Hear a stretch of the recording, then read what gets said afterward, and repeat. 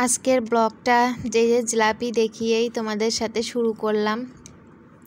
তো সকাল সকাল বাবা গেছিলো বাজারে, তো বাজার থেকে জিলাপি নিয়ে আসছে আর এখানে মা রুটি বানিয়ে নিছে।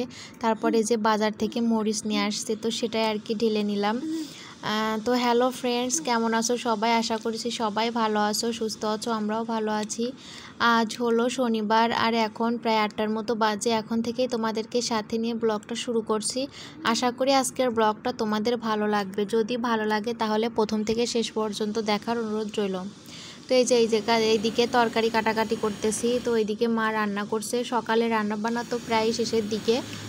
রুটি বানিয়েছে, জিলাপি নিয়ে আসছে, আম আছে, কাঁঠাল আছে, তার সাথে আর কি আলু পটল দিয়ে একটা ভাজি করছে। তো সেগুলো আর সকালে রান্না বান্না। তো এইদিকে আমার বাবুকেও খেতে দিয়ে দিয়েছি। তো এইদিকে আবার দুপুরে রান্না বান্নার আয়োজন চলতেছে। এইদিকে দুপুরে রান্নার জন্য এখানে যে ডাঁটা কেটে নিচ্ছি, ডাঁটা দিয়ে ডাল রান্না হবে। তো ডাঁটা দিয়ে ডাল খেতে আমাদের বাড়িতে সবাই পছন্দ করে, তো এই জন্য ডাঁটা দিয়ে ডালটাই বেশি রান্না করা হয়। তারপরে যে পুঁইয়ের শাক এনেছিল, তো সে পুঁই শাক আর কি কেটে নিচ্ছে। আর এখানে আমার মাম্মাম সোনা আমার কাছে বসে আছে, আমি কাজ করতেছি, আমার কাছে বসে আছে। এমনটাই সব সময় আর কি এভাবেই করে, তোমরা তো দেখতেই পাও। তো এই যে দেখো রান্নাবান্না হয়ে গেছে। ভাজি মানে আলু পটল দিয়ে একটা ভাজি, ডিম ভাজি, তারপর এই যে খাবারও বেড়ে নিচ্ছি। তারপর আমাদের তো সবারই খাওয়া দাওয়া হয়ে গেছে, মানে আমি এখনও খাইনি। তো আমাদের বাড়ির সবার খাওয়া দাওয়া হয়ে গেছে। মাম্মামকেও খাইয়ে দিলাম। খাইয়ে কিছু বাসন ছিল সেগুলো কলপারে নামিয়ে রেখে এখন এই যে এঁটো টেবিলটা মুছে নিলাম। এঁটো টেবিলটা ভালো করে মুছে, এখন তো খাবার দাবার আনা হয় না, তারপর হচ্ছে তুই একটা এঁটো থালা বাসন রাখা হয় রাতের দিকে, তো তখন এই জন্য আর কি ভালো করে মুছে নিলাম। তারপর আম কেটেও নিয়েছিলাম কিছু, সবাইকে দিলাম আম। এগুলো সমস্তটাই আমার বাবার বাড়ির গাছের আর কি হিমসাগর আম, ভীষণ ভালো। আর আমার এই হিমসাগর আম খেতে সব থেকে বেশি ভালো লাগে, আর আমাদের গাছের আম। তবু গাছ পাকা আমার খেতে পারলাম না।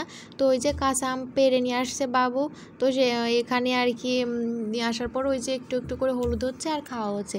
আর গাছ পাকা আম খেতেই সব থেকে বেশি ভালো লাগে, জানো তো, খুব ভালো লাগে।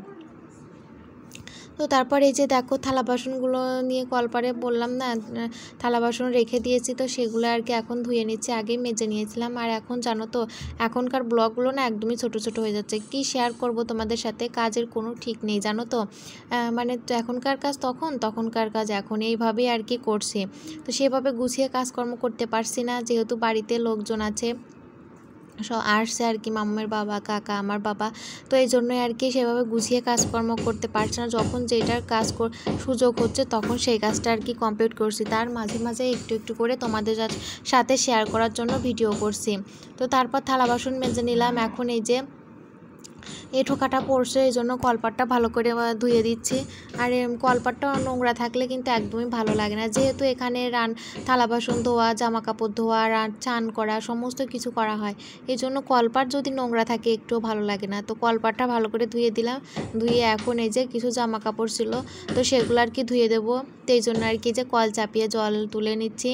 আর ট্যাঙ্কিতে জল আছে কিন্তু অনেকটা আস্তে আস্তে পড়ে, তো তাড়াতাড়ি সময় ওই আস্তে আস্তে জল পড়লে আর কি হয় না। তো এই জন্য কল চেপে আর কি জল তুলে নিলাম। আর এখন অনেকটাই বেলা হয়ে গেছে, কাজ করতে করতে, রান্নাঘরের কাজ করতে করতেই জানো তো দুপুর হয়ে যায়। তো এই যে এখন প্রায় 12টা কি 12:30 মতো বাজে। এখন এই কাজগুলো করছি। তারপর মামাকে স্নান করাবো, খাওয়াবো, ঘুম পাড়াবো, অনেকটা কাজ। সারাদিন ধরে জানো তো একটুও বসে থাকার সময় পায় না, অনেক ব্যস্ত। আর সময় মতো ভিডিও তোমাদের সাথে শেয়ার করতে পারছি না, তার কারণ ভিডিও করতেও পারছি না, যতটুকুই করছি এডিট করার সময় পাচ্ছি না। তো যতটুকু আর কি সময় পাই ওইভাবে এডিট টিক করে রাখি, কিন্তু টাইম মতো তোমাদের সাথে পোস্ট করতে পারছি না। তো এই যে দেখো মামামকে স্নান করিয়ে দিয়েছি, এখন মামামকে খাইয়ে ঘুম পাড়িয়ে দেবো। তো মামামকে ঘুম পাড়িয়ে তারপর এই যে ফ্রিজে আইসক্রিম ছিল, এই আইসক্রিম আর কি আমার বাবু নিয়ে আসছিলো কাল। তো কাল তো আর খাইনি, তো মাম্মাম কাল একটা খেয়েছিল আর আজ আমি একটা খাচ্ছি আর কি। আর কাঠি আইসক্রিমও আছে, তো ওগুলো একটা খুব একটা ভালো লাগে না আমার, ওগুলো একটা খুব একটা খাই না আর কি। তো এই যে এই আইসক্রিমগুলো আমার খুব ভালো লাগে, আমার ভীষণ ভালো লাগে। তো এই জন্য দুপুরের দিকে ওই যে আইসক্রিম খাচ্ছিলাম। তো তারপর আবার একবার এই যে সন্ধ্যার পরে আর কি মুড়ি মাখা হয়েছে।